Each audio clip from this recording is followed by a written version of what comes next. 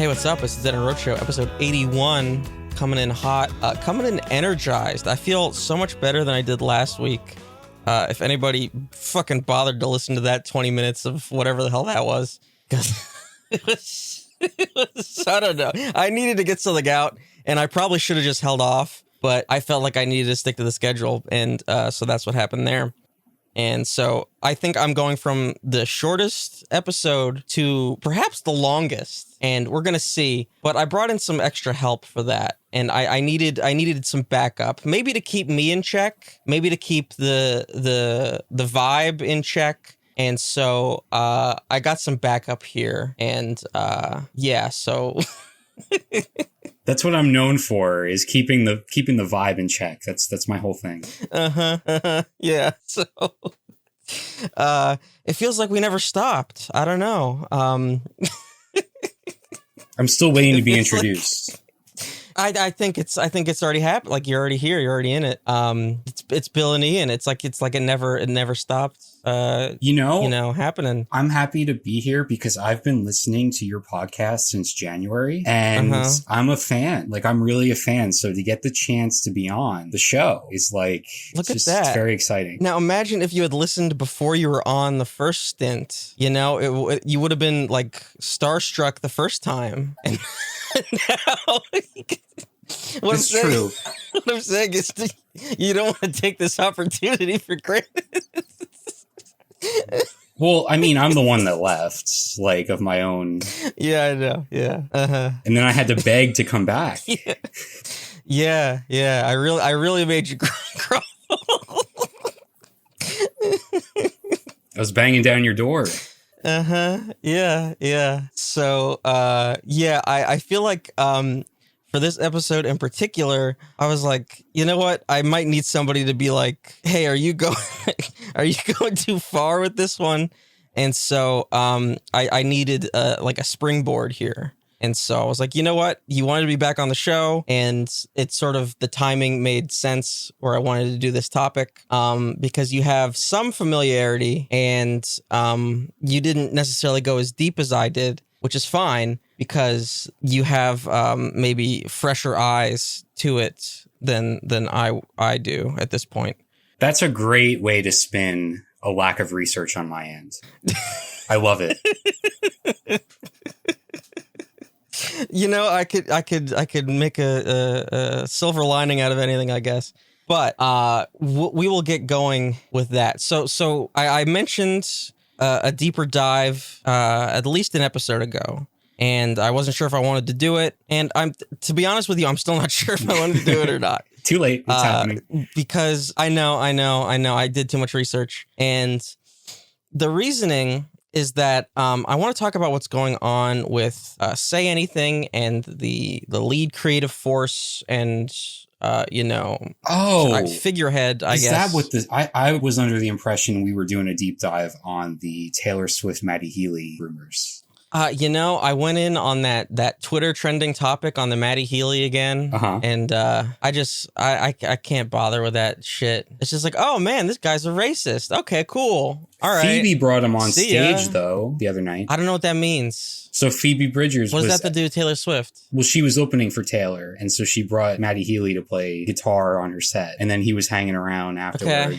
But also there's the rumor, because, Taylor ended a 6-year relationship, and now there's a rumor that she's dating Maddie Healy. That's like the big thing right now. She just loves a greaseball, doesn't she? Are you, what, John Mayer? Yeah.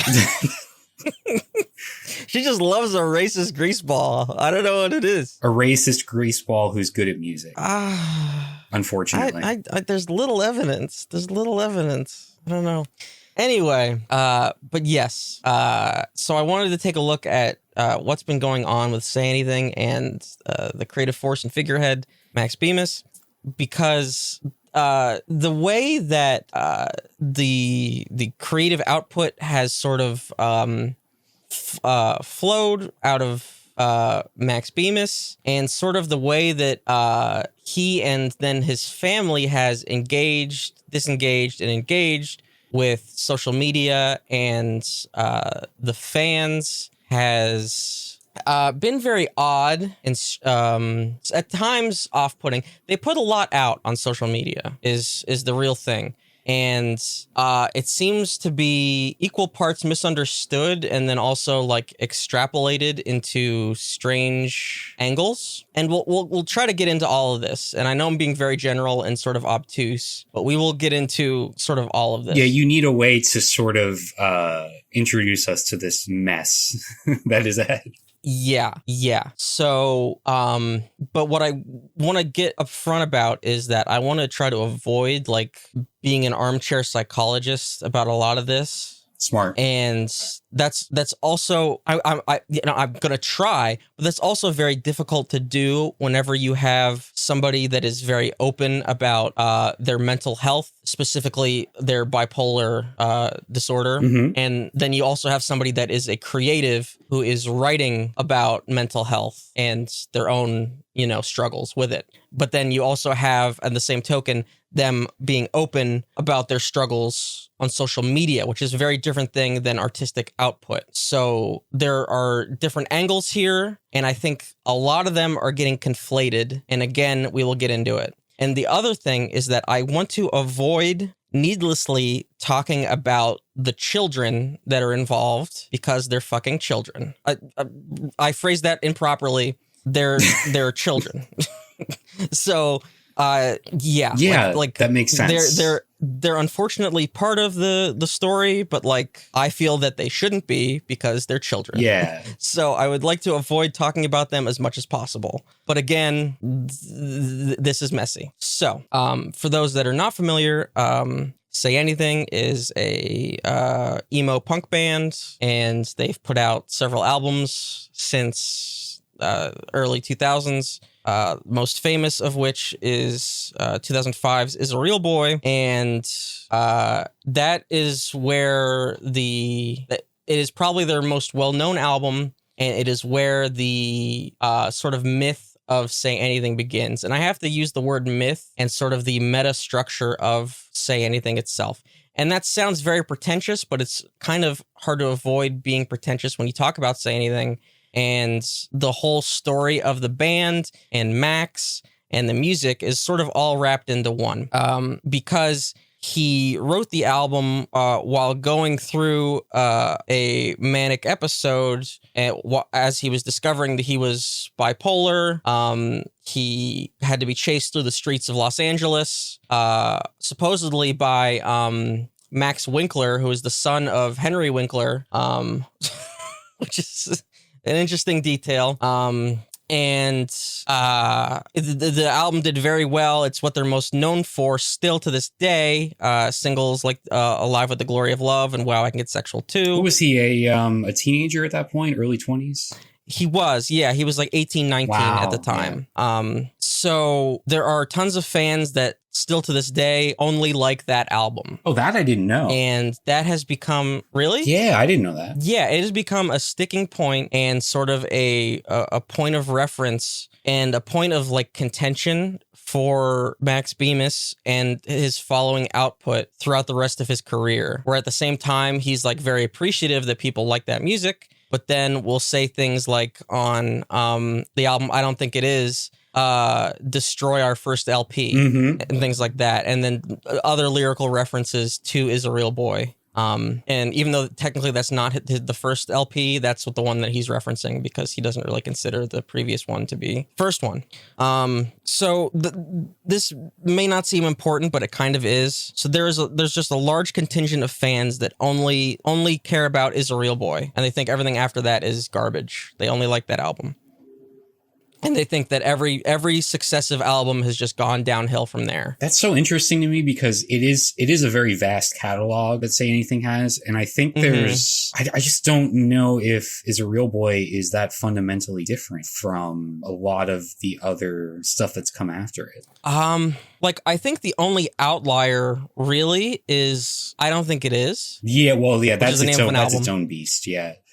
Right. And we will get into that album in particular because there is the timeline of that album specifically and what was going on then is kind of key as well. But other than that, I think lyrically, like the best work was done in like Hebrews era. And then I think Oliver Appropriate, which is the most recent album, was also very strong. Turns out people hate that album. Oliver?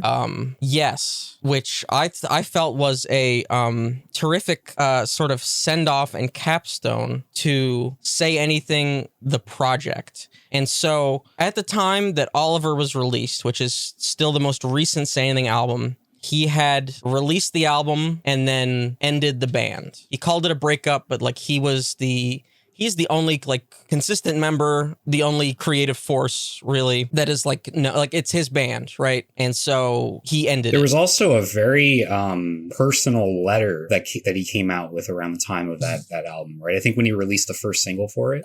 Yes, which I happen to have here on it's typed on cardstock, which I have as part of the pre-order for that record. Which I have here. And so this is a major, this letter itself is a major sticking point for fans and former fans, which is something that I learned after the fact. So I think it would be necessary to read this. So this is the context of basically this is the at the time last Say Anything record, and so Oliver Appropriate is the first inclusive Say Anything record, a record with lyrics that can be sung by girls, boys, and anyone under the sun without correcting the endlessly pervasive pronouns. Rather than a record about myself, I chose to write a full length about the self-loathing, slightly homophobic misogynist, essentially my opposite as a queer, neurotic moralist who has been married to the love of my life for 10 years. My goal, after much reading on the psychology of sociopaths, was to find empathy for someone I would normally loathe, a true product of the subliminal millennial fixation on wealth, power, and misogyny. The album was birthed when I first fell in love with an indie rock band. Museum Mouth's LP seminal, Alex I Am Nothing, was a revelation to me. I discovered it, became enamored with it, and it led me to signing Museum Mouth to my imprint, Rory/Equal Vision Records. On the record, my friend and singer-songwriter drummer Carl, I'm going to say Kuhn, I don't know how to, it's either Kuhn or Ken probably, detailed his unrequited love affair with a, quote, straight individual. The record is a classic, a Seinfeld fucks Waves celebration, and that's Waves the band with 2 V's, a celebration of all things beautifully torturous. As Carl's friend and a huge fan of the record and his band, I created an image in my mind of the type of guy who would actually hurt Carl. Carl is a sweetie, and the idea bummed me out and reminded me of being heartbroken growing up. In turn, Carl's music and songwriting inspired me to start writing my new Say Anything record, despite my inability to imagine someone as cool as him would like my band. He also ended up co-singing, playing the drums, and serving as my consultant for our new record, a great friend and reluctant muse.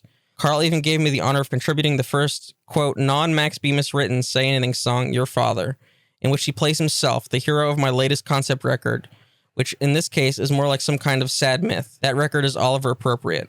Oliver is the lead character of that myth, my imaginary Carl's foil, voiced by me over the course of the record, the bastard son of Columbine and primary antagonist of the story.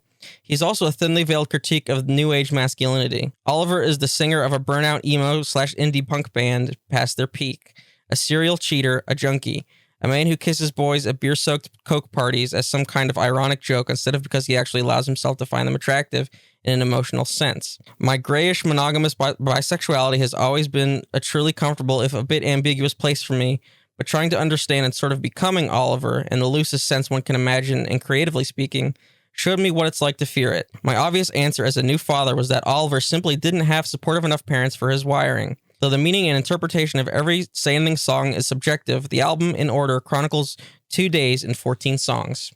The listener and I follow Oliver over the course of 2 days. The narrative begins with Oliver waking up on a hungover Sunday in his filth apartment and follows him to a Brooklyn bar where he meets his first boy he allows himself to fall in love with, again played by Carl, who expresses his role through vocal counterparts in his drumming. Oliver, despite having a girlfriend he doesn't really care about, ends up sleeping with Story Carl, which drives him nuts because he won't truly accept that he could love a boy not as a joke. Oliver rejects Carl and treats him like another conquest. After being fired the next day from his vague and boring job in marketing, he regrets his decision and seeks out Carl, who he sees as the answer to his problems. Carl rejects him and tells him he's actually sort of in love with another guy. In a fit of rage, Oliver kills Carl, absconds from New York to San Francisco, and drowns himself, tied to the corpse with a gigantic stone. The album ends with Oliver's ascension after death and his acceptance of what he's done to himself, Carl, and the world. The album is my attempt to both satirize and embrace the current concept record about myself that isn't fad, while poking holes in what I see as some serious hypocrisy within its workings. Oliver was a narcissistic user and abuser who I essentially had to become in order to record my new album in a very depressing Heath Ledger Joker fashion. I spent 2 years snorting antidepressants and drinking more than I'm accustomed to due to enduring the writing process, as well to cope with the mounting traumas, insecurities, and hardships of life that accompanied fatherhood. I ended up questioning everything I hold true and enduring searing stress and anxiety while simultaneously contending with the amazing and difficult resulting from the birth of my beautiful daughter Coraline, who contributes vocals to the record. My new career writing comic books, despite the endless joy it has brought me, added another layer of serious issues. However, 2 years later, with the birth of my son Charlie and the completion of the record, I dove headfirst back into life and found it warm and waiting for me to wake up again and confront all my demons. The pills weren't hard to quit, despite some wiggling around in bed like Johnny Cash towards the end of Walk the Line, whacked out on withdrawal and sheer PTSL, which I still suffer from. I ended up in a better place professionally, emotionally, and ready to take on being a dad again. I realized how loyal my friends were to me and how little they shared with Oliver, how little I share with him, and yet how much I love him. In the end, I accepted that I am a good person, well, as good as one can be when you're living in a flawed, fucked up world. In a way, Oliver ended up saving me. I think it was his purpose in the end. Thanks, Max. And so that was posted, like you said, for the first single. I still remember because it was like late summer and I'd just gotten home from like a run or a walk or something. I just remember reading this, sitting down and reading this and just having to sit with it for a while because it's a lot, you know? Yeah. Mm-hmm. And so he would go on to expand either in some kind of post or something that Oliver is essentially what he envisioned as the speaker of Is a Real Boy, and the speaker of Is a Real Boy, like grown up. And fans don't like that. It turns out. They don't like that the songs that they like either identified with or like sung along to or whatever, the speaker of those songs turned out to be a literal violent homophobe. Now, when you say fans, are you referencing that section of the fan base that really only likes that first album, or is this just more of a general consensus? I don't think it's necessarily a general consensus. I do think it's maybe the majority of people that are most attached to Is a Real Boy.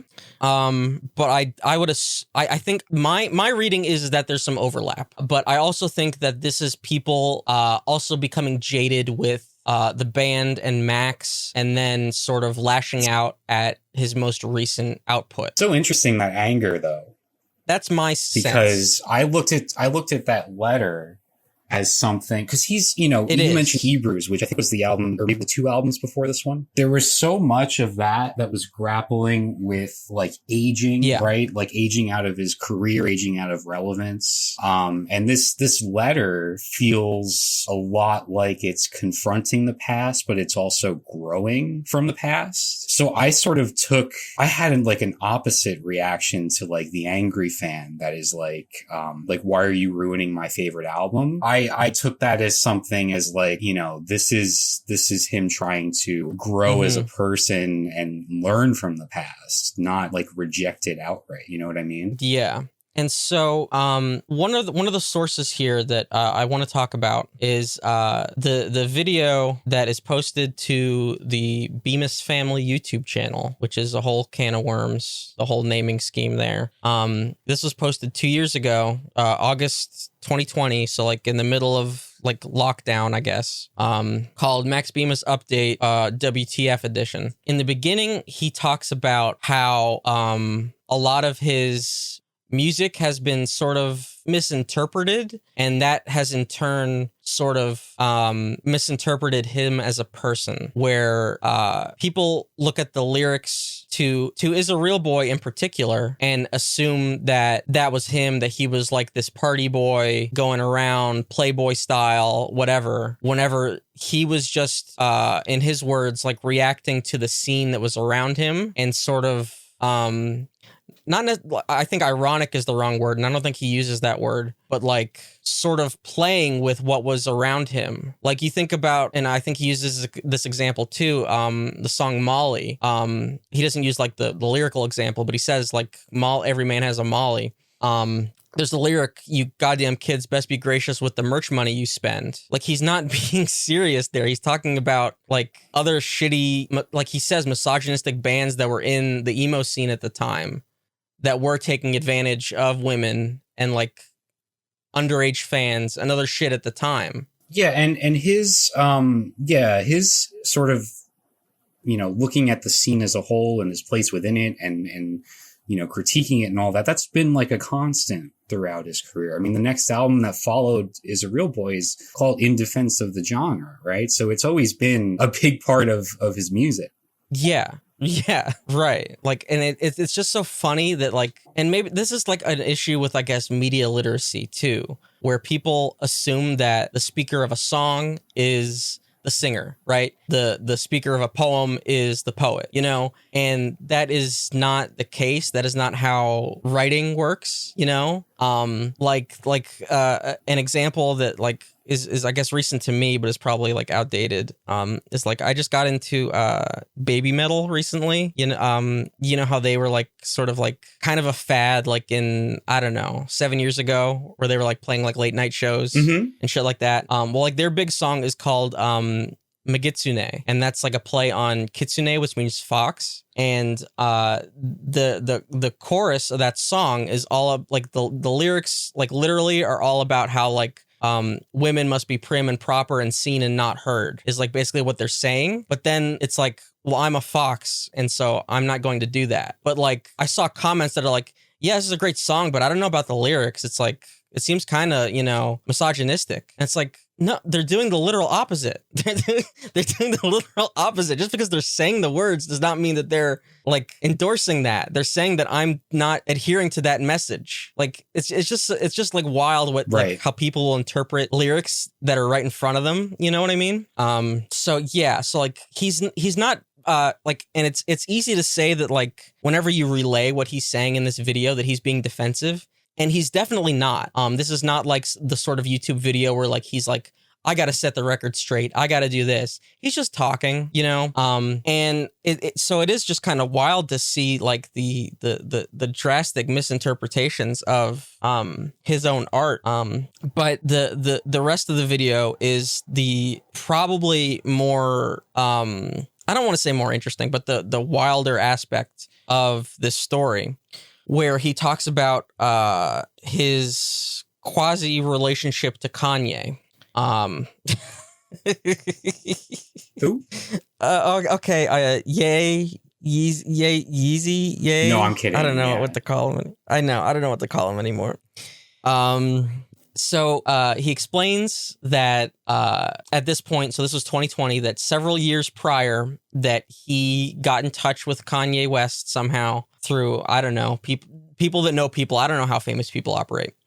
And that he can't talk about it probably due to legal reasons, but he was working with Kanye on some kind of, in his words, narrative project, because Kanye knew that he was a musician, but that he also wrote comic books. And so he was flying out to LA and then flying back home and then flying out to LA to be in meetings with Kanye West. And this is at the time that he was working on I Don't Think It Is. He was also working with Darren King, who is his brother-in-law, and keep that name in your back pocket for the moment, because that'll become relevant. Mm-hmm. But Darren King is married to Stacey King, the sister of his wife, who was formerly in Isley, who is also a musician, who I believe she still does solo work. Yes, I was going to ask, is Stacey a member of Isley that left the band?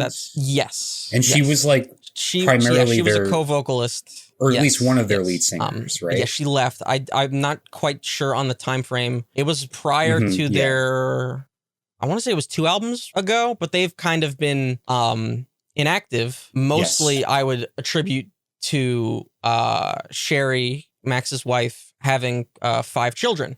That'll do it. So I would I don't want to put, words in her mouth, but I would, that's my guess is part of that.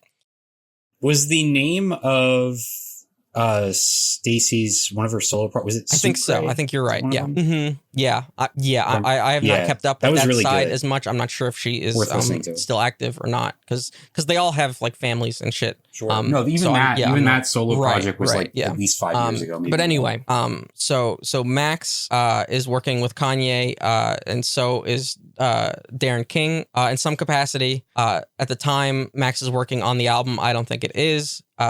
Which Darren King is also producing. Now, at some point, Max says that Kanye inspired portions of that album, and Kanye had also heard portions of that album and gave some feedback. So this is the time frame. And then at some point, the project stopped, fell apart, whatever. And Max went back home. But then he was in contact with one of Kanye's assistants or members of his posse, hangers on. I'm not sure what the title of this dude is. Max doesn't name him. All he says is that he was another Jewish guy in his 30s like Max. And so he felt some kind of kinship with him. He was friendly, if a little weird, but he said who isn't, but they had some kind of rapport. And so a couple years pass, and Max is going through some shit, and for some reason he decides to reach out to that guy. And when the guy calls him back, this was like at the time Max came out publicly as bisexual, and the guy immediately asks if Max is the F slur over the phone.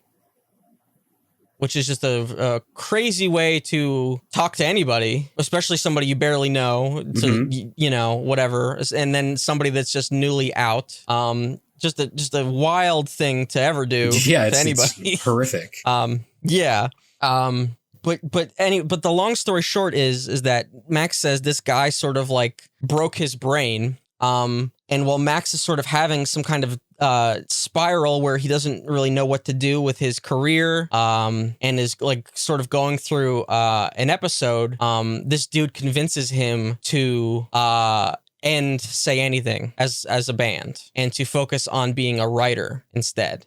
And so that's what Max did, is that he ended Say Anything, which at the time in 2020, in this video, he says that he doesn't regret because it was causing him some kind of anxiety, being like a touring band while having a family and all kinds of things like that. And he says that while like this dude broke his brain, he's still kind of grateful for it because he probably wouldn't have ended the band if not for this dude. But he still says like this dude gave him PTSD because they would have really weird conversations where this guy was literally on coke, calling him up for hours on end and like breaking his brain, like his bipolar brain. And you said Max was already struggling with something prior to reaching out to this person. Yes, that is what Max says in the video. Yes. It wasn't like that this guy caused some kind of thing. He was already going through some stuff and was sort of reaching out to somebody that he was friendly with in the same way that he explains it as trying to reach out to people that like he knew, almost like reaching out to old friends. Even though he didn't know this guy very well, they were friendly for a few like weeks to a few months, and he felt some kind of kinship with him. And so he was like, hey, how are you doing, sort of thing. And then this guy proceeded to break his brain. And he says that, and again, this is Max's words. I don't know how true this is. I don't know how any of these things operate. That very famous people have people that are employed that are there to keep people crazy, that are like to push them to the edge to be creative. And so that's what this guy was going to that's what this guy was for Kanye. And that's such an incredibly toxic concept, but it's a familiar one in art. I mean, it goes back to like, like insane. Old filmmakers like Alfred Hitchcock, like abusing his actors just to get a performance out of them. Because it's so strange to say it now, because in 2020, so this is almost 3 years ago, Max is saying that, whatever he's talking about, like, oh yeah, whatever Kanye's going through now. Well, and that was 3 years ago. Well, so this was prior to the Nazi turn. Like, I genuinely, I can't even remember what he was doing in 2020. To be honest, that has been a long running thing with Kanye. It's just been kind of known within people that have interacted with him for any extended period. He's had those views and has been, you know, spoken on them for years. Just saying. Has he? But this is before that he was like giving interviews on Alex Jones and saying it's the Jews, and Alex Jones is saying you can't say that. Yeah, but I just think it's wild how, like, whatever he's referring to there, I can't pinpoint exactly which Kanye. No, things have meltdown. escalated. Yeah, things have definitely escalated. I'm just saying, like, there has been a long running theme with Kanye and those very, very problematic views of his. He's referring to specifically. So, but at the time, like, that Max is now conversing with this guy on the phone, and he's, in Max's words, breaking his brain. He doesn't, this guy's no longer working for Kanye. This dude also makes references that he's working for Elon Musk. So sure, why not? You know, so this gives some background to I Don't Think It Is, which is probably the biggest outlier in the catalog. That's very divisive, to say the least. I don't like it.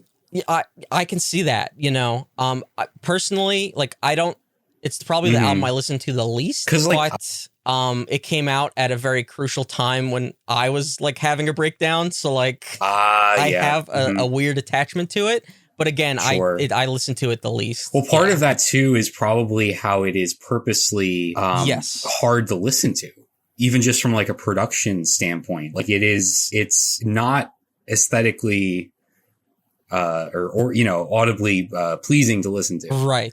Yeah, for every like song, like 17 Coked Up Speeding, there's like it ends with like a very strange rap, you know, and which is gonna rear its head. So, yeah, that I was gonna say that's become a running thing. So if a lot of this seems like I'm just talking about Say Anything the band, and it's I feel like it's important because of so much of that is wrapped up in like Max's state and the state of his family, and then also how that sort of dictated future and I guess now current behaviors. Like, if you have no context for the band whatsoever, I feel like it's important to establish that.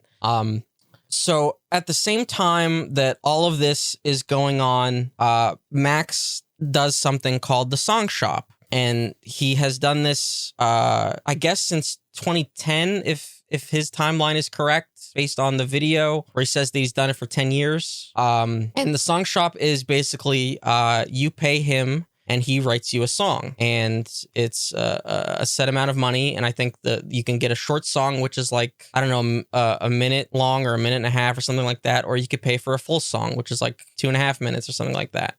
And he's done it for a long time. And what it used to be was that the Song Shop would be open in waves. So it would be open for a period, and then whenever all the slots were full, then he would work on the songs. And once they were finished, he would send them out. And then whenever he was able to do it again, it would be opened up. And that's sort of how it would work. And some people would sometimes post their songs, you know, on YouTube or whatever, if they were proud of it and happy with it and wanted to share it. And so there's also just like more Max Bemis songs just kind of like floating out there, right? But in more recent years, the Song Shop is either just constantly open, or it's open very frequently. And you hear more and more stories about people like getting their song like very, very late. We're talking like it'll take over a year for you to get the song. Or nowadays there's people saying that like, hey, I've been waiting for over a year, I still haven't gotten it. But yet they're saying that like, oh, I just finished up the last wave. You know, it's like now it like, so get in your orders and shit like that. So now there's an air of like, okay, well, what the hell's going on here? You know? And this is one of the cracks of where the, especially in the Say Anything subreddit, of where the label grifter starts to get thrown around a lot. And one of the other ways that it gets thrown around is that after Max ended Say Anything, him and Sherry launched a Kickstarter for their projects post Say Anything, where they were going to have solo albums, EPs, lots of other little things. They were going to cover each other's music. I can't even remember how much that they promised that they were going to hit. It funded very quickly. It got basically all the stretch goals. There was going to be physical rewards. I can't even tell you how much shit was like promised in the different tiers of the Kickstarter. And for, I don't know if it's transparency or whatever, but I backed the Kickstarter to the like whatever the tier was where I got all the music, basically, because that's kind of what I was interested in. And it took a very long time, for the rewards to be doled out, and it was kind of it was not done very well. Like they had some kind of assistant, and a lot of the songs were just like sent through that assistant's Dropbox link, so it was like on their personal Dropbox page. Songs were like not labeled correctly, like in folders and shit. And that's just like on my end. It was difficult to know when you were getting things. People were just like, there would just be mass emails saying like, hey, if you didn't get something, email us. People in the comments, all kinds of shit. The biggest issue I would say would probably be the physical rewards. They got the kids involved for like making sticker packs, like hand-drawn sticker packs or something that would then be like, I guess, mass copied or whatever, and then made into stickers. Like they drew the original designs or whatever, and people never really got those. And when they did, they weren't very good. The biggest one would probably be Sherry's art, so she's an artist. She had an art shop. I don't know how active it still is.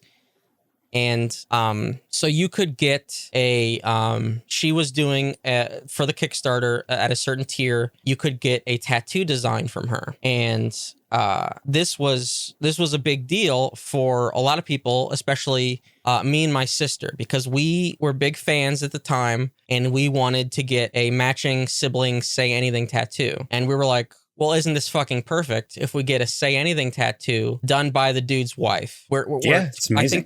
I think Tori had already purchased some art prints from her. Like she already liked the art style, and it's like, oh, this is fucking perfect. So you could request like an idea of what you wanted, and then you could like that was the idea, and then she would complete the print or complete the design, and you would get it in the mail. And of course those were late and backed up. Some people apparently never got theirs. My sister did get it. It was not good. It was not good. It was barely what she requested. And there was also just like weird like lines over it, and it was like it wasn't like in a square. Something was wrong with like it was like cut, like the corners were cut off. So it was not good. Like on its own, it might be like an okay piece of art. But it was not what was requested or anything. And my sister was the one that paid for it because I had already pledged a different tier on the Kickstarter. And so like I kind of shrugged it off like, well, that kind of sucks, but it's like, oh, well, like. Yeah, I mean, so calling it an okay piece of art or something that could pass as an okay piece of art is difficult to swallow when you're planning on permanently having that on. Yeah, exactly. Yeah. And it was like we didn't know when we were going to get it. So it's not like we had anything booked, like that would be ridiculous. And we also didn't know what it was going to look like. Like we didn't get any like foreknowledge. So, we didn't like go all out. Right. Because we're warriors like that. Cause we were like, well, what if it ends up sucking? So like we didn't, but like the way that it was like the corners were cut off, like it wasn't just like a piece of square cut, like it wasn't even centered on whatever piece of paper it was on. So like you couldn't even use it as a print. It was just very disappointing. And she was pretty upset. She was kind of like sort of done with the family at that point, where she felt like completely burned. And I was still like, yeah, it kind of sucks, but like, what are you going to do? Like, we didn't pay for revisions. She didn't complain because we don't really do that kind of thing. She thought about it. But like, yeah, it sucked. But it seems like people never even got like a lot of shit from the Kickstarter, like to this day, which is So I was going to ask because, so at this point in time, and I know there might be some information that you're going to share later that maybe either confirms or denies this, but at this stage, I know you said you weren't fully, like, you're a bit forgiving here. So, you mentioned the Reddit where they're calling Max a grifter, which is very strong term to use. So it's like, do you think it's there? Like, because it also, you could look at it as some artists that were trying to do something independently in themselves and they got in over their heads. Like, genuinely, that is what I think it is. I really do. I really do. Mm-hmm. I do not think there is any malicious intent with the Kickstarter to take people's money and like not deliver anything. I think this is two very like artistic people that do not know like the production side, that always previously had labels, like they didn't do their own merch,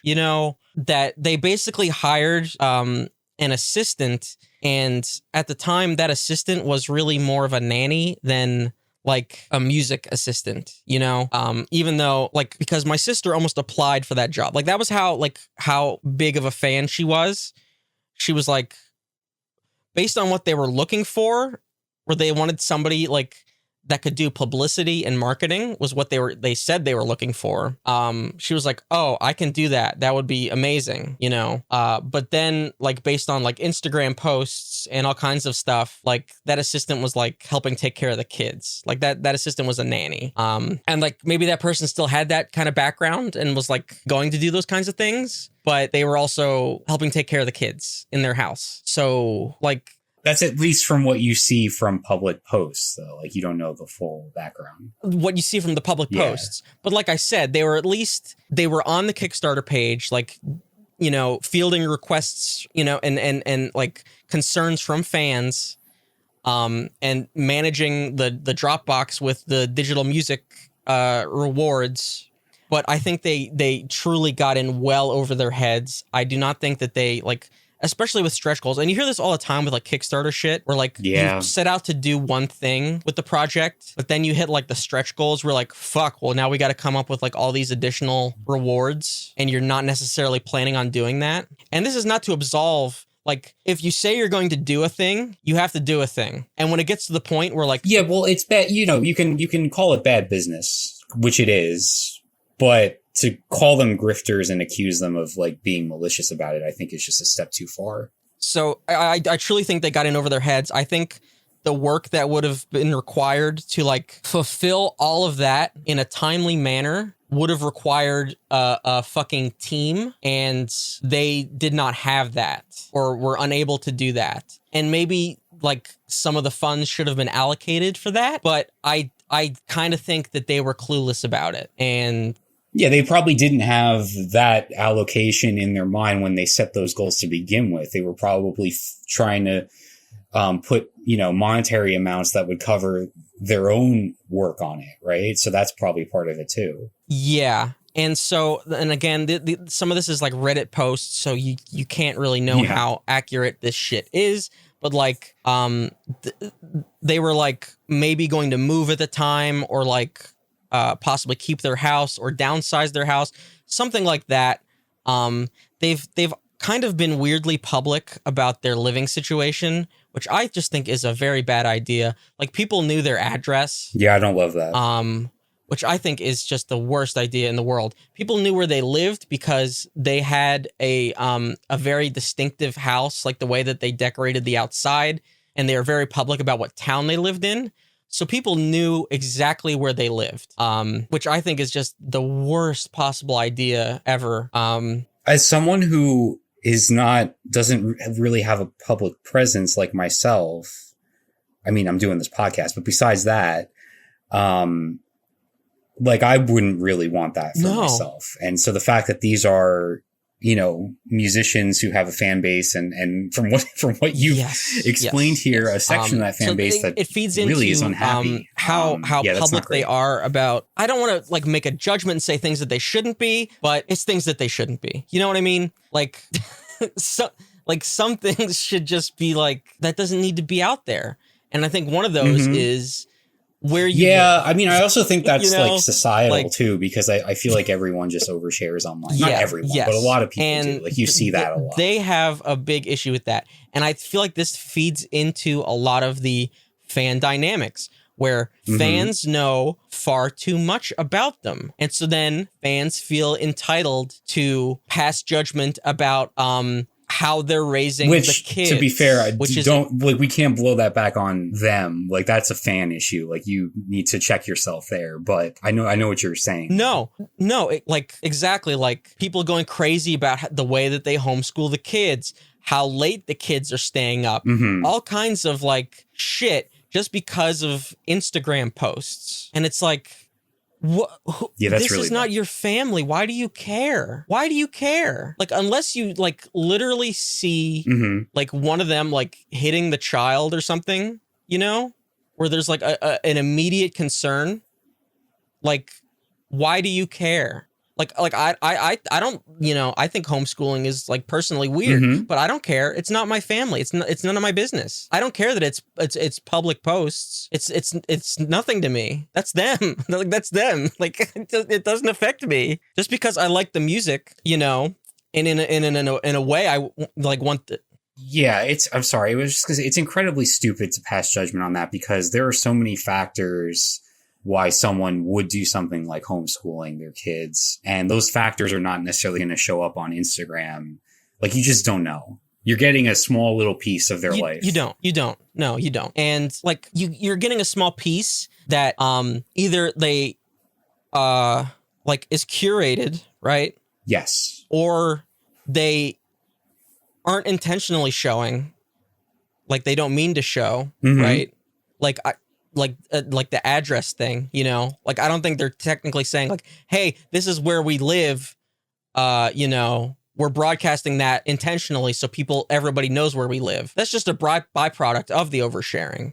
And I think a lot of this is the same thing where it's like, this is the state of the house. This is the state of the kids or whatever. This is just the byproduct of posting in general. Like people like, you know what I mean? Like, yeah.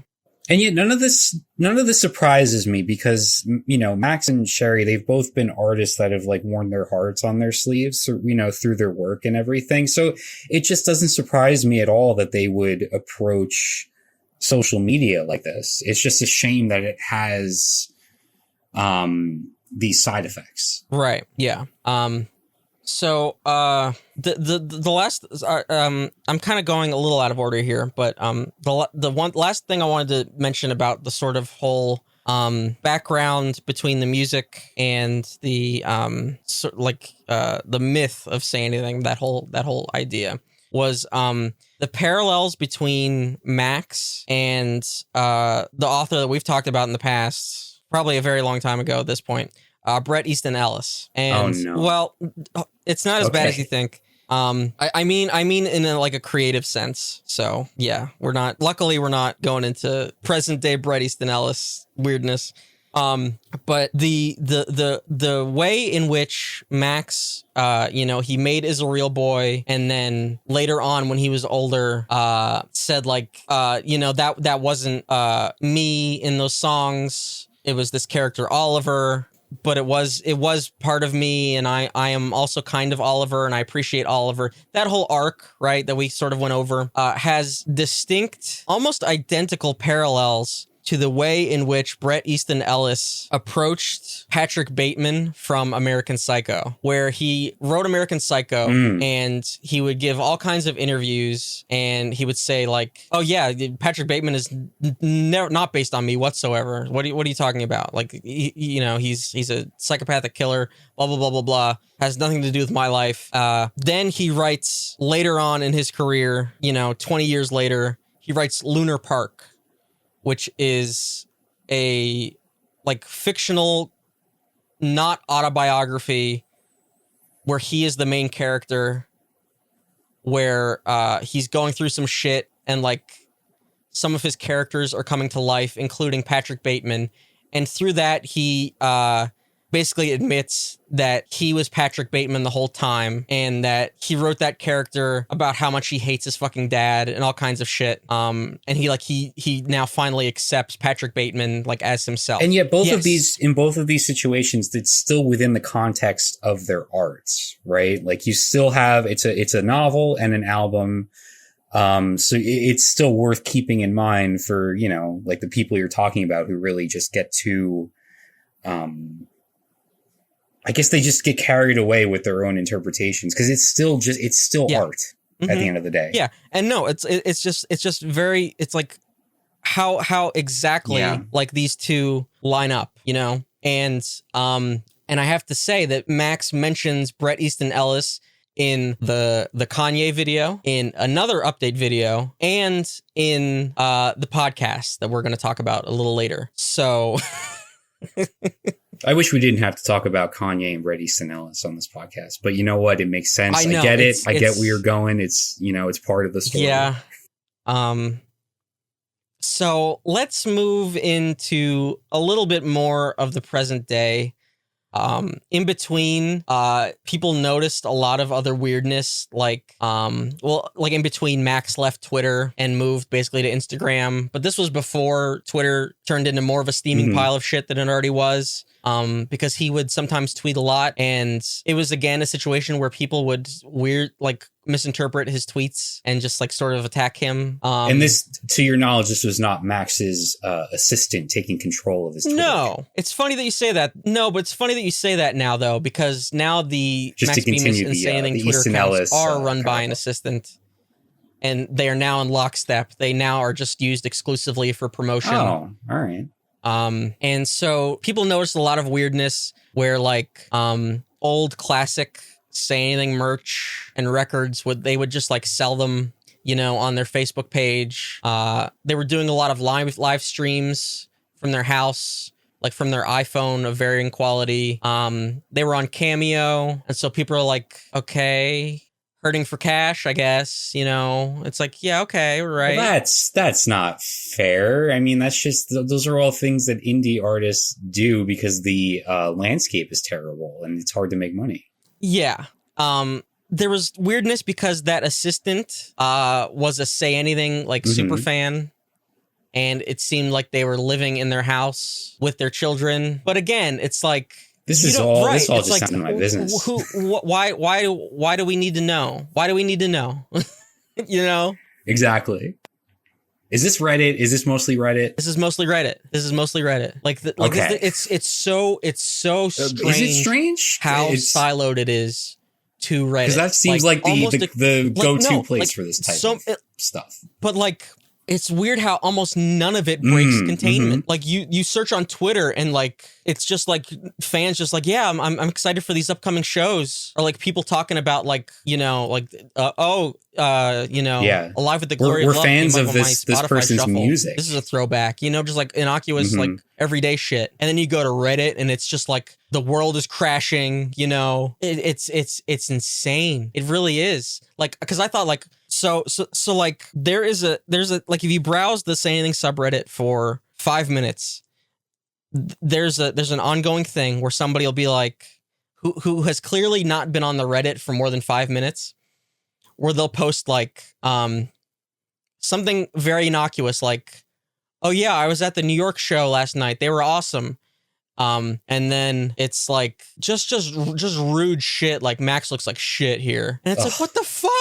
Like, what the fuck? Like, if you don't like him anymore, why are you like just need like endlessly in this loop of just like, yeah, it's wild. Just don't engage anymore. Subreddits that I love that are wonderful communities, and I've gotten a lot of value out of them. And then there's this side of Reddit, and it's just like, I mean, obviously it's a very vast platform. You can find anything on there, but it's like this stuff just annoys the hell out of me. It's like somebody will post like, oh yeah, what, how do you guys rank the albums?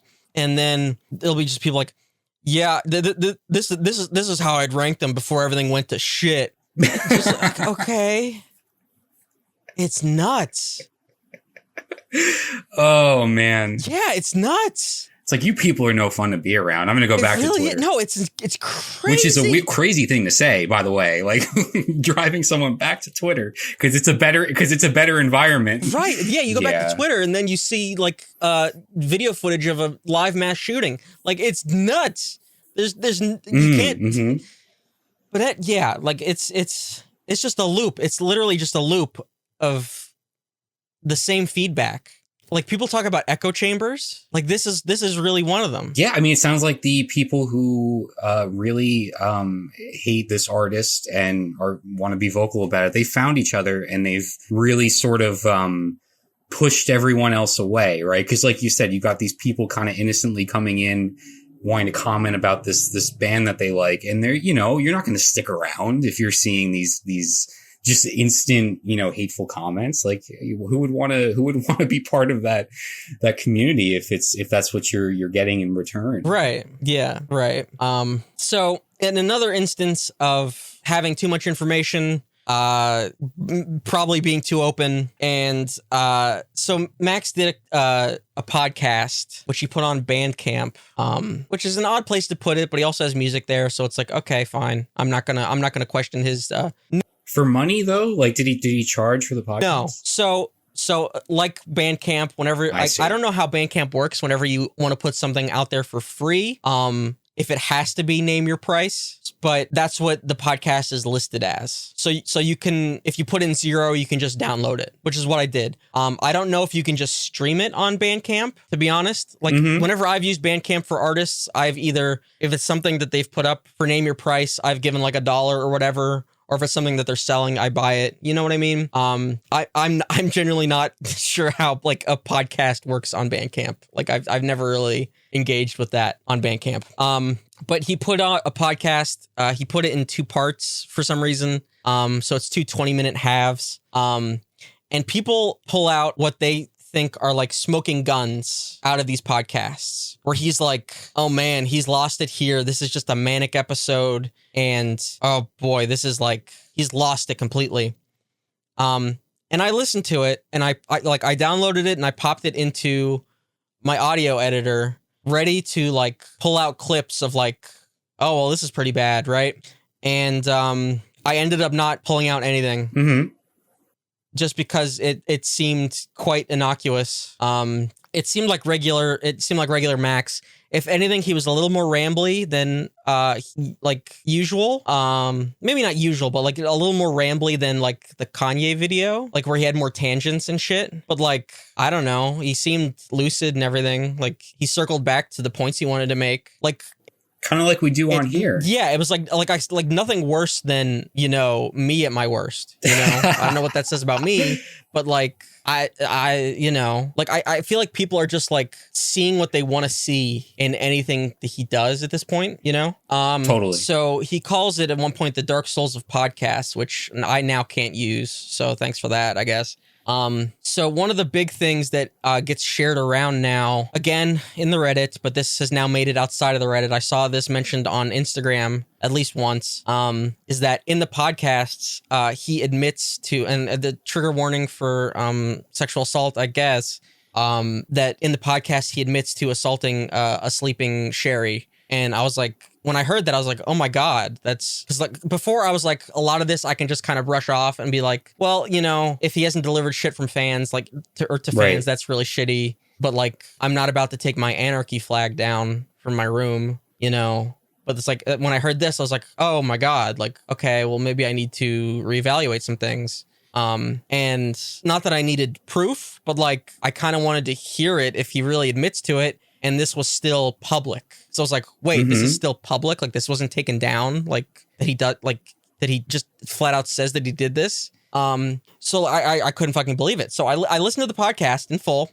And I got to the part where he supposedly says this, and it's not what he says at all. The internet took something out of context. Yeah, so he said, like, so in the podcast he talks about how Sherry at the time of the recording was going to a rehabilitation facility for a drinking problem, which she was already open about on her Instagram, and how he had already gotten clearance from her to talk about anything that he was going to talk about in the podcast. We just have to take his word for that. But, you know, I don't see why he would make that up.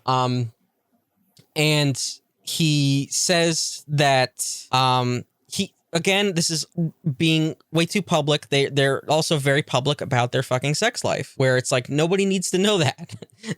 Nobody needs to know that you have great sex, but they say it a lot. Like, your kids are probably going to be super fucking. I don't know. I don't know if I agree with you on that. That we need to know they have great sex? I feel like no, that we need to know it. Just that it's not that we need to or not. Like, they should be able to share something like that, but it's this fan base that just is nuts. I think the blame falls on the fan base. I don't know. That's just me. Yeah, okay.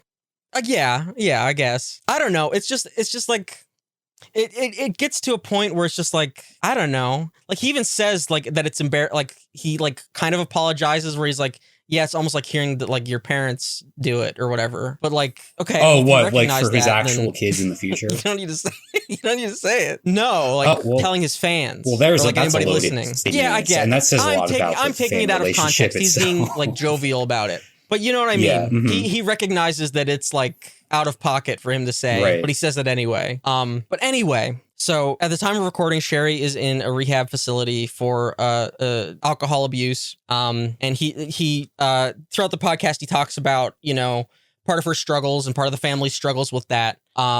This part that, you know, is supposedly so incriminating. He says that she would pass out after they would have sex, and he didn't know at the time that she like was relapsing into alcohol abuse. And so at the time, he thought that she was passing out because the sex was so good. But he doesn't say that he was having sex with her while she was sleeping. He doesn't say that. He says explicitly sequential order here. He says explicitly that she would pass out afterwards. Yeah, this is a bit much, actually. Now that you it is a bit much, but this is what he said. And so what I assume has happened here is that somebody listened to the podcast, gravely misinterpreted it, and paraphrased it, said it, and lots of people ran with it. It's a game of telephone. Nobody actually listened to the podcast because it's on Bandcamp, you know, because nobody listens to podcasts on Bandcamp, and everybody's all riled up, ready to, you know, they got the pitchforks out. Pitchfork did not cover this story. So, and well, I'm glad that you are a thorough reporter here. I'm trying to be, and you did your. I'm trying to be. If this feels like the Defense Squad, I don't know, but like. No, I think it's been, honestly, like, I know you're a longtime fan of these artists, but I think this has been a pretty darn neutral examination of this whole thing. Yeah, like, so, but again, you could make the argument that, like, well, if she was abusing alcohol, could she properly consent? But it's like, again, if she doesn't say anything about I did not mean to, you know, pun the fucking name of the band, but if she was okay with relaying these stories and what he was going to say, and she did not feel abused, like, I don't know, man. Well, these are two separate. This is getting turned into something here. The two separate things, right? Because the whole morality of what he's talking about, I don't even think we're commenting on that. What we're commenting on is misinterpretations, fans really just taking the ball and running and putting their spin on something. Whether the original thing he said is, whether there's issues there, whether that's problem, that's not what we're getting at here. This is really about the fan relationship. Right. Yeah. So this turned into, I saw posts saying like, oh my God, how could you assault Sherry while she was asleep? I then saw somebody else say that, he would continually assault her while she was asleep, like, as this happened multiple times. And it's like, where did that happen? When did that happen? You haven't, what? Yeah. It's like, but like, he admitted to doing it multiple times. Where? It's like a snowball. I would love to see that. Yeah, I would love to see it if he admitted to it. That's why I went and was like, oh my God, I can't believe it. And it's public. It's public information that's not taken down. Holy shit. So another sticking point from these podcasts is that he made a comment saying that one of his kids is going to be trans, which people found icky, not because they were, being trans, but because they interpreted it to be like he'd already picked out which one or something and like had him marked. It was a throwaway line. It sounds to me like this podcast was ill-advised. It was. Not the one we're doing right now, the Bandcamp one. It was. I think that he was a little, I don't want to say like bored or anything, but like he had his guardrails off because he didn't have his wife home, I think is a little bit what happened. Okay. Because this was apparently supposed to be like the episode 1 of a series. And as far as I can tell, this is the only episode. But it's a throwaway line in which in a further like tangent about like supporting trans rights, where he's basically saying like, yeah, I got so many kids, I wouldn't be surprised if one of them ends up being trans. Oh, that's very different from what you said originally. That's very different. Oh my goodness. It's very different, isn't it? Isn't it? Isn't it? Whew. Boy. Isn't it very different? My goodness.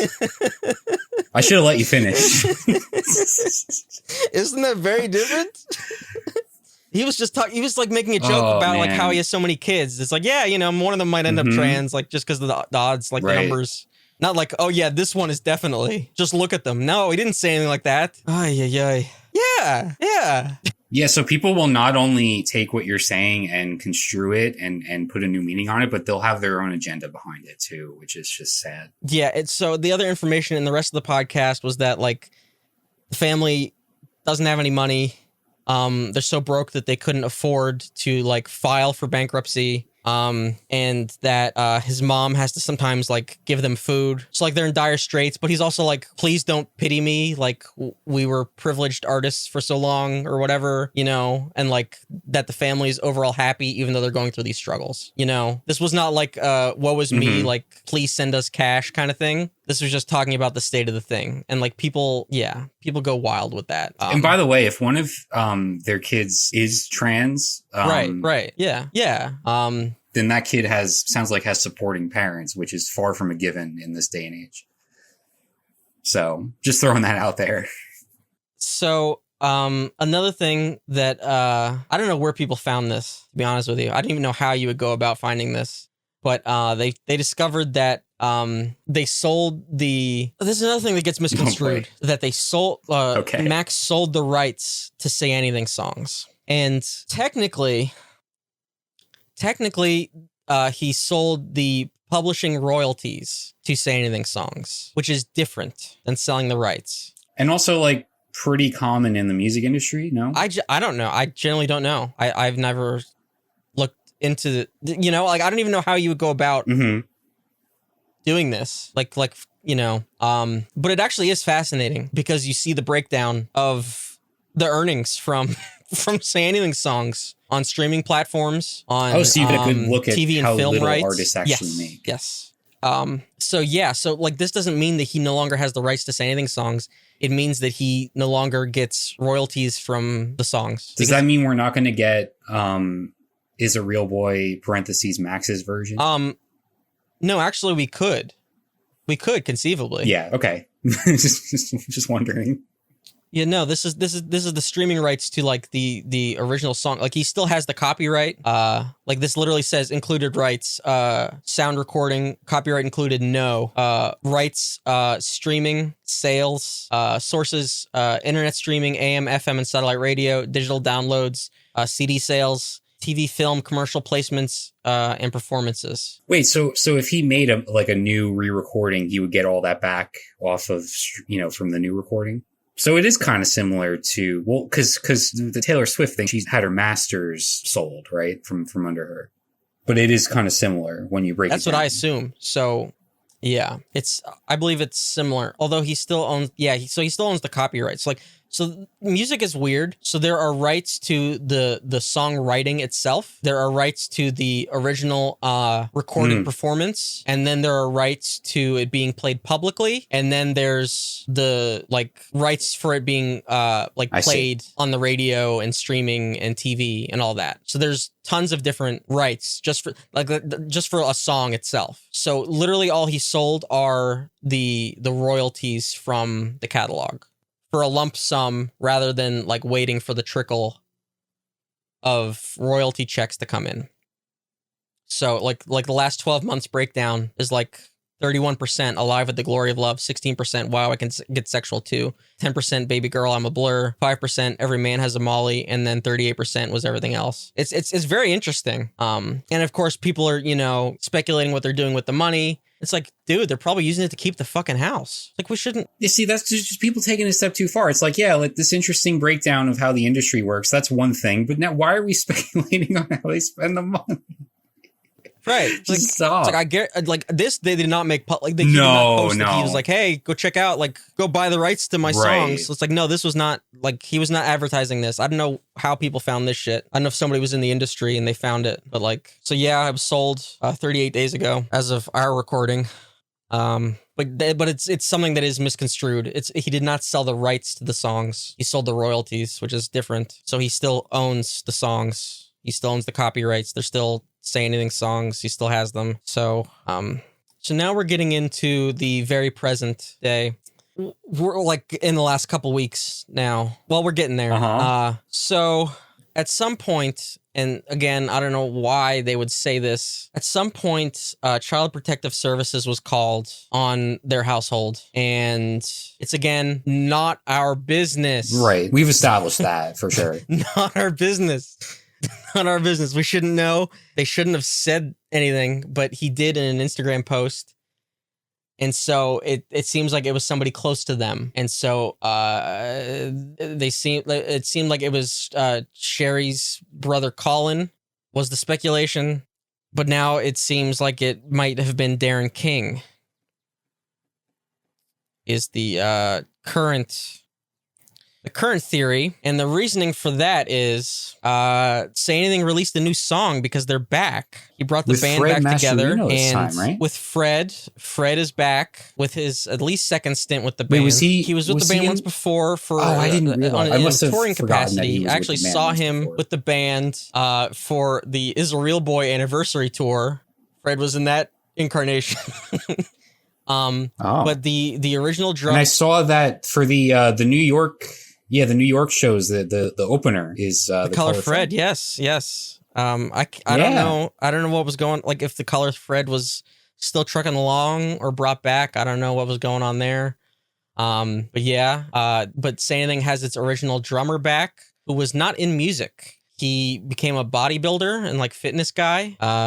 That's why he left the band. But yeah, they got the original drummer back, and then another former person that was in the band was helping Max with his solo stuff in the meantime. So he was kind of still with Say Anything. Yeah, the band's back. So this is even more of a reunion than I realized. Basically. Because I just figured for the last at least number of albums, it was mostly like you could sort of interchangeably say, Max Bemis or Say Anything. I figured it was mostly his work. But yeah, now that they're getting some original members back, that's pretty cool. Yes. And so they put out a new song, which the promotion of the new song was done very weirdly, and I don't think it went to plan because the new single was announced by the Bamboozle Festival, which is a whole other can of worms that we don't have time to get into. Although I do want to. It's no longer happening. It's no longer happening. But when it was supposed to happen, I do want to go over the supposed lineup that was going to happen. That was Skate and Surf. So I know that festival, because the name sounds familiar. I know it's been happening in like Atlantic City, New Jersey. Now, was that the thing we saw when it was Asbury Park, or was that a different festival?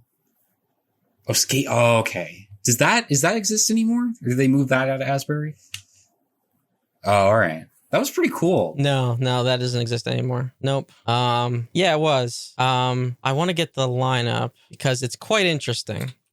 So this really has nothing to do with the main picture, but I just want to kind of go over what they were proposing for the canceled Bamboozle Festival. The first day, Friday, was going to have Joey Badass, Ski Mask, the Slump God. The only band I recognize here is Turnover, which, okay, Ooh, yeah, I don't know, Motionless oh. in White. They were like always like a Warped Tour band.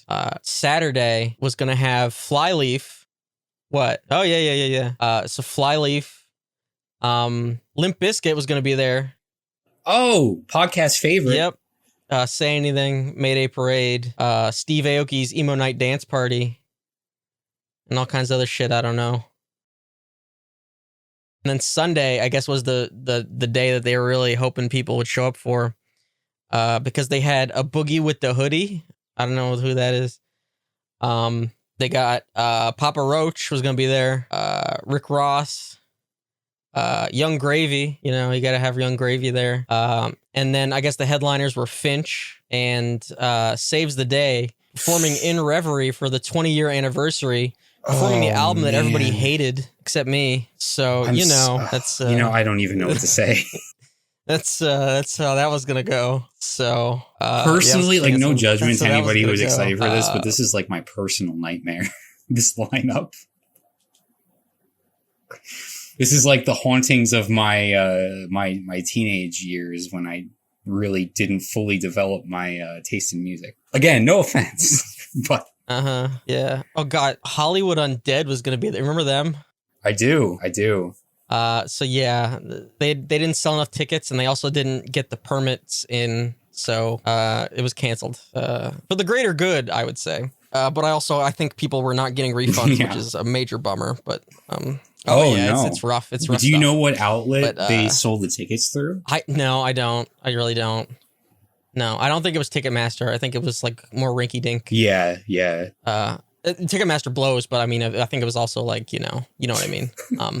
Yeah, so Bamboozle announced like, hey, Say Anything, new single, like on this day.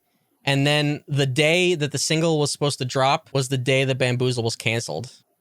So that just fantastic marketing, just top notch. So the new song is called Psych, and it's a solid song. And then you get to the end, which, at the risk of copyright, I think I should play. Ooh, I don't know about that. No, you don't think so? No? But hey, it's your podcast.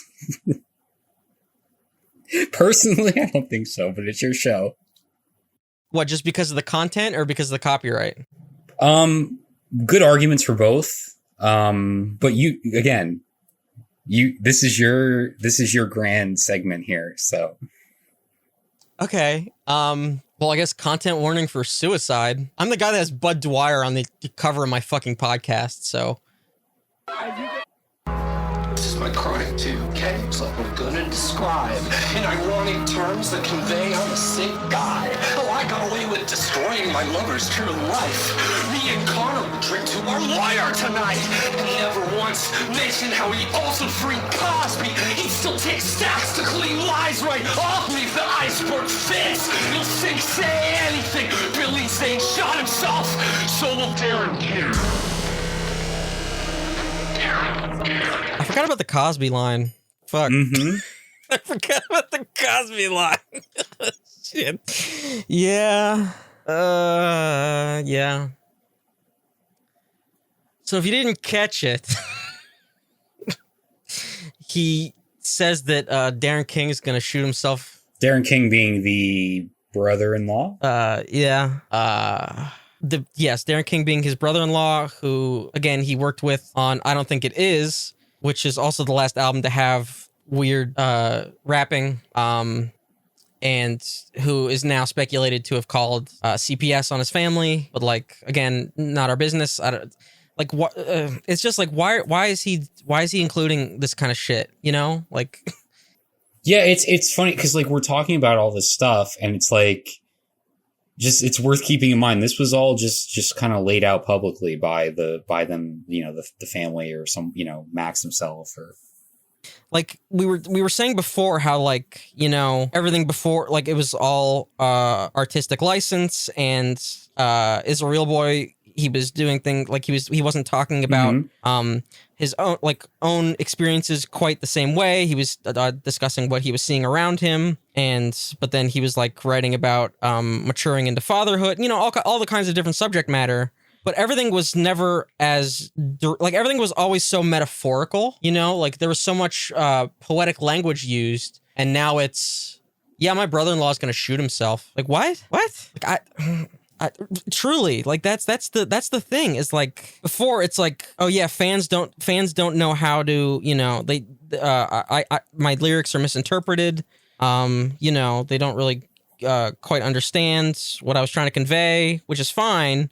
But then it's like, well, how do you want people to take this? I didn't even get to the part where he says, Google him.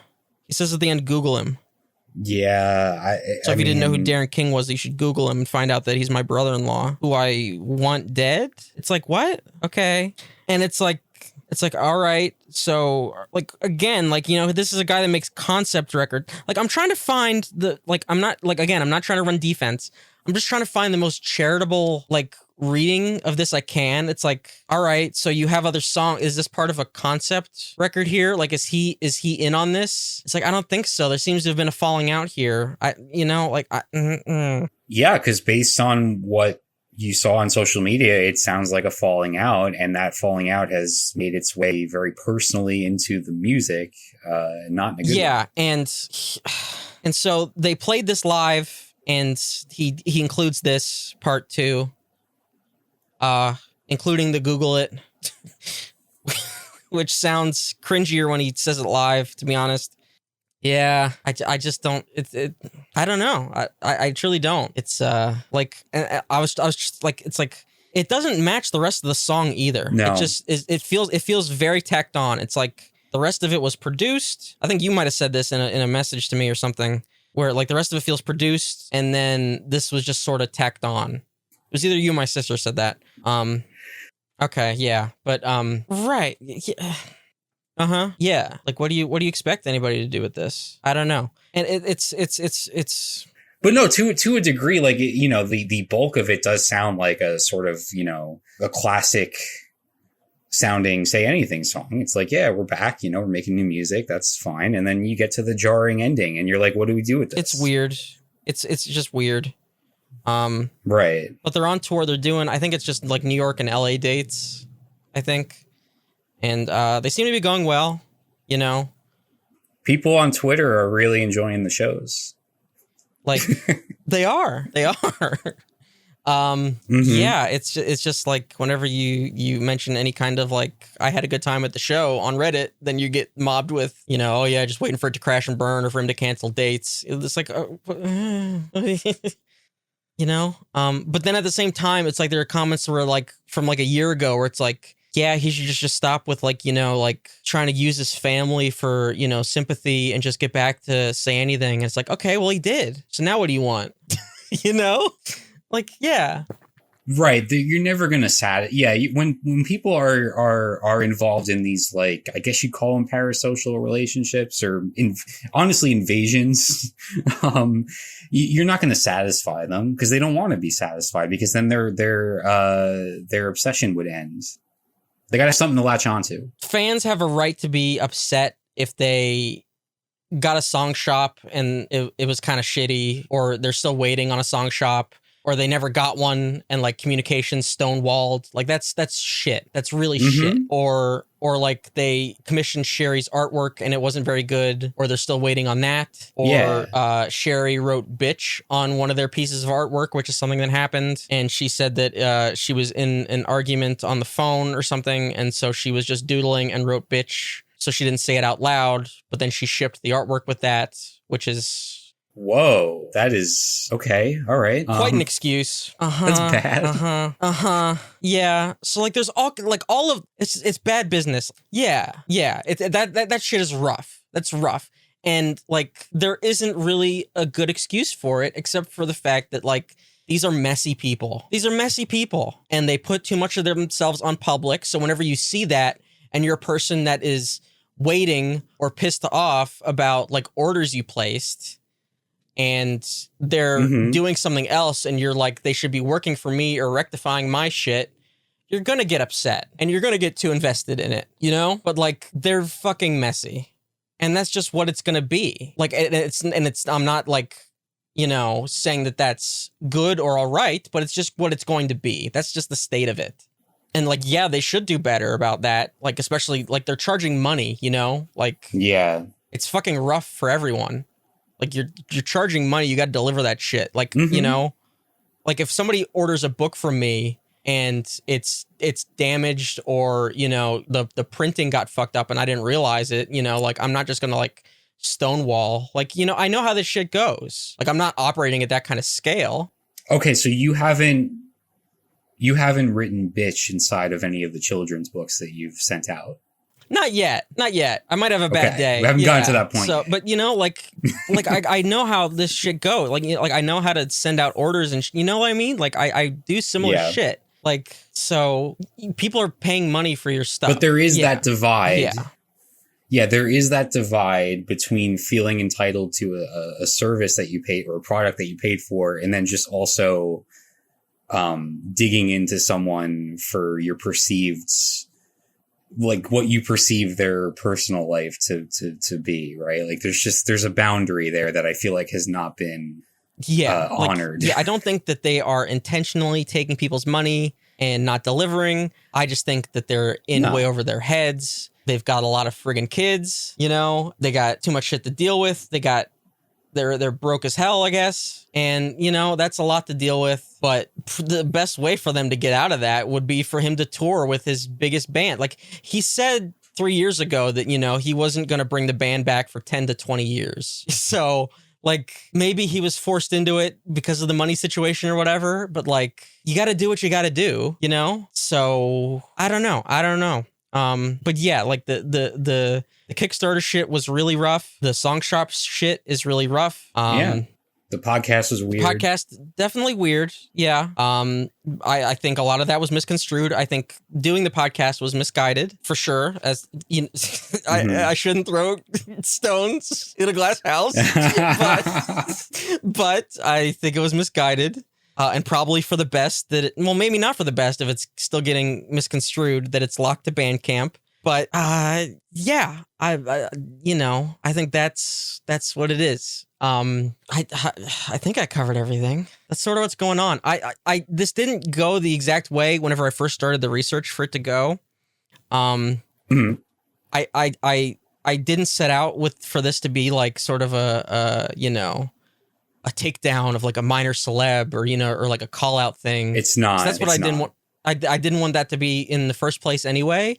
And then when I was doing research, I found more just like things being misconstrued or, you know, what I found more interesting was the fan reaction to a lot of this, because we've talked about some of that shit before, and the way in which like social media and like the way that miscommunication happens is so much more interesting to me than, you know, like the downfall of like, you know, an emo band from, you know, 20 years ago. Right.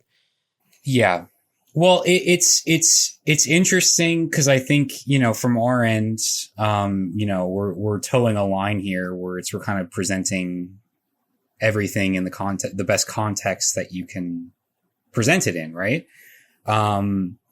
And it's like, it is interesting. It's worth talking about because this type of like relationship that fans have with artists, it's still fairly new in the grand scheme of things. This type of access that we have to people's lives through what they put on social media and whatnot. And the way that the, you know, internet forums like Reddit, and I'm starting to sound like an old person talking about the power of the internet. But honestly, like, you know, 20 years ago when this band was just starting, the internet was very different.